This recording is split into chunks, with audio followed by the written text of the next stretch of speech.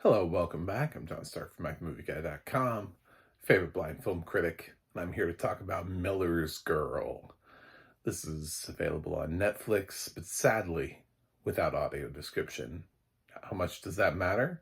Let's talk about it. But first, click that subscribe button because, uh, you know, I need you to. I'm asking. It's a holiday. I don't know. Pick one.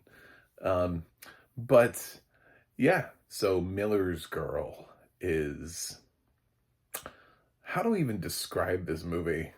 Pointless? I don't know. But it's a movie about a young girl. Don't worry, she lets everybody know at the top of the film she's 18, played by Jenna Ortega, who has a teacher, Martin Freeman.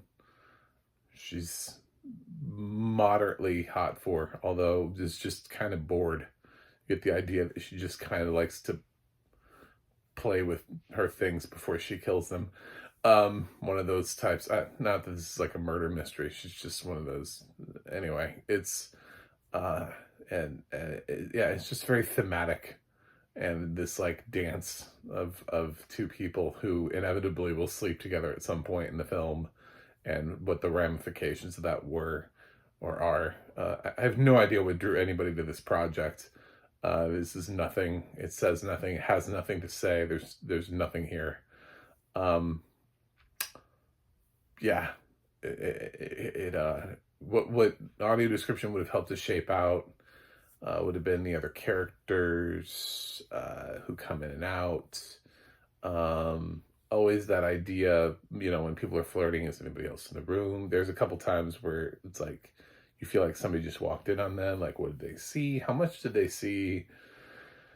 Like stuff like that. But I don't know. There's even without audio description, I don't foresee audio description being slapped on this movie. Me being like, wow, I didn't realize this is actually a masterpiece. My bad. I love Martin Freeman. I've been shouting his name from the rooftops the whole time he's been on Breeders. I just keep trying to get people to watch Breeders. It's over now, so I lost. But um, I thought he had a fantastic run on that show. Jenna Ortega is obviously one of the few stars of tomorrow that we've adorned her, a future A-lister. But so this project should work. It just doesn't, because it has nothing to say. I know that they talk about like literary fiction, and it's very like thematically sultry, like the whole time, but it just doesn't have a purpose. There's nothing to it. There's no grand twist. There's a sort of a rather predictable ending, I guess you could say, but there's no grand twist to it. So, but yeah, that's Miller's Girl. So, due to the lack of audio description, this grade is going to be pretty obvious because I'm just not going to buck the trend here, because it's true. I this could have a range of grades due to the acting, which I thought was fine. I think Martin Freeman and Jenna Ortega both did nice jobs, as did the rest of the cast. There's nobody here who I was like, ugh, every time I hear them speak. No, nothing like that. It's just the film itself. I don't know what drew them to it. I need to watch one of those interviews on YouTube where you hear somebody talk about, the film, or they're hyping the film.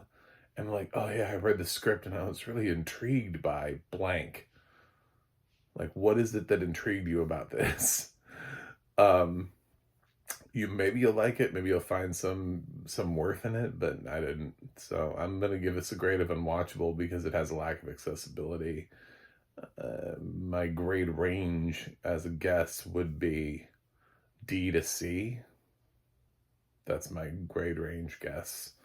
I don't really have a specific grade to give it right now because of lack of accessibility. So maybe not check out this film. Maybe you don't have to do that. So uh, again, I'm sure some people will, because Jenna Ortega is huge right now, and that's what they're hoping 4, but if you haven't seen Finest Kind yet, you can at least put this off until you've seen that, because that's a better film. She's in it less, but it's a better film uh, than this. Not a great film, but marginally better film than this. Anyway, that's it. Thanks for watching. Thanks for subscribing, and I will see you guys on the other side.